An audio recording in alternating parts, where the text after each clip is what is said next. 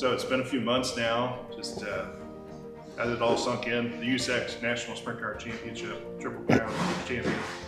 Has it all kind of settled in at this moment? Probably just finally starting to. I feel like every off season, I'm always busy. This year, went to New Zealand obviously, and you got Chili Bowl and all that stuff. So finally now we've got a couple weeks to settle down and kind of focus on what we got going on for 2025 and whatnot. So yeah, I mean it's pretty cool. You look at the names and the people that have done it, and to add your name to that list is sweet, but yeah, still more work to do and more races to win. So we're looking forward to this year.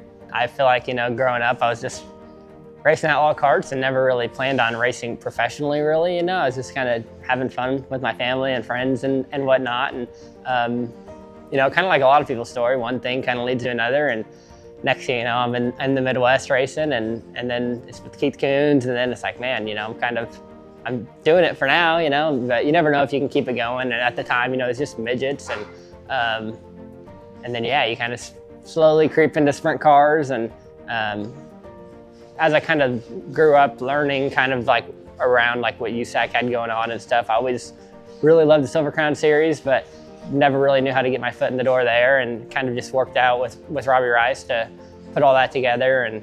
And super fast right away. It was like, it's like the series that I really wanted to race and be good in, and everything was just falling into place. And we got Abacus on board and really made a full effort for the pavement series. And then yeah, I thought the sprint car one was the hardest one, I think, but I always thought like, man, if there's one that was going to be really hard to win, it'd be the sprint cars. And yeah, like I said, again, we built the deal here with Abacus sprint cars, and came out swinging last year in Florida and put a great season together. So yeah, it just seems like every little piece of the puzzle kind of fell together for me really well. And to do it fairly young, it's been awesome. Like you said, it's they kind of had a midget deal put together when I came in, but we changed cars and we changed some pieces and things like that to fit what I wanted. And yeah, they did a great job, obviously, Johnny and Kirk. When you have a team like we had and have now, and we have good cars, and I feel like I'm experienced enough to do it, that the goal is obviously to win. At that point, coming into a year that we've never raced sprint cars, that's probably a little on the far-fetched side. The odds are really stacked against you when you're building a brand new team. So yeah, I didn't race the car at all. Daniel drove the sprint cars the year before a couple of times and kind of shook them down for us, but I never was able to even get in the cars until Florida. And so yeah, the expectations were all over the board. I'm sure some of us wanted to win, and some of us were just hoping to make the full season or whatever. But yeah, like I said, we had an experienced team that knows what they're doing, and built new cars, and have good pieces and good engines and good chassis and everything like that. So yeah, I think we were expecting to have a good year, but we weren't. I don't want to say we weren't expecting to win the championship. We were trying to win the championship, but that's pretty far-fetched. So yeah, certainly feel even better coming into this year now, knowing kind of what we have, and I feel a lot more experienced. Like I said, I've really only run the full schedule, I think like twice maybe. So I feel a lot better going into the season, knowing what we have to do, and we're getting more stuff. Starting the last year, we had what we needed, but we were pretty low on inventory and stuff, and we're getting another engine, and we're going to have more pieces of the puzzle that we really need to be fully prepared. If things go wrong, we kind of got in a few bad spots last year in Florida and in Pennsylvania, where luckily we didn't completely get ourselves buried, but we had great partners that were able to get our engines fixed and right back to us in time, so we weren't too long without a backup engine or things like that. But yeah, I feel great about going into 2025.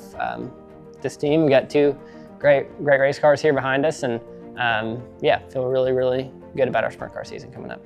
I went back to New Zealand this time, so this was my third international trip to New Zealand, which is a great series. You get to race 5 or 6 races down there in like 2 weeks, so it's a lot of racing in a short amount of time. Yeah, you get to run midgets, which is great leading into the Chili Bowl, obviously, and really just good to race that much leading into another season. Sitting out of the car for that long is never great for you, but to, like I said, to go to New Zealand, flight's not horrible. It's only like 13 hours. you get there, you're there. Over the last couple of years, I've been going to Perth, which is a beautiful place, beautiful racetrack, great people I race for. If it was totally up to you, would you choose to race every single night? You could. If you asked me that a few years ago, I'd say yes. Anymore, I think I do enough racing. I love it, don't get me wrong, but there's a number where you start to get burnt out, and you don't want to hit that line because you don't want to go to the track not wanting to be there. So I think there's definitely a line, and I don't know the number of races I ran last year, but it was a lot, well over 100. And yeah, I think I found my limit. Like I said, I don't think I ever got burnt out, but man, I wish Flint Mac was here right now. So he actually, I think he told the story to Holbert because Holbert was calling it the Sutter Chop or something. But Flint McVeigh, who is McVeigh Trucking, they were sponsored my car out west last year. His family really is the originators of it. It's kind of goofy, but yeah, they're family originally from Sutter, and their windows would get frosted up, and they were trying to defrost their windows, and then people thought they were waving, and they kind of just accepted it, and then it's become like a tradition almost in my hometown of 2,500 people or 3,000 people, so it's really small community, and it's just kind of a way to claim that you're from Sutter, and you got your friends and everybody to kind of do it also to acknowledge each other, and basically just like a wave. So it's nothing weird or derogatory or anything. It's just I've gotten some weird people, not weird people, but people making weird accusations of what I was doing. So yeah, it's basically just a wave to people in my hometown, and yeah, people are pretty proud of it and they like it, so I just kind of stuck with it and kept doing it. I feel like I left some on the table. I feel like there were some I probably stole, so yeah, they always even out.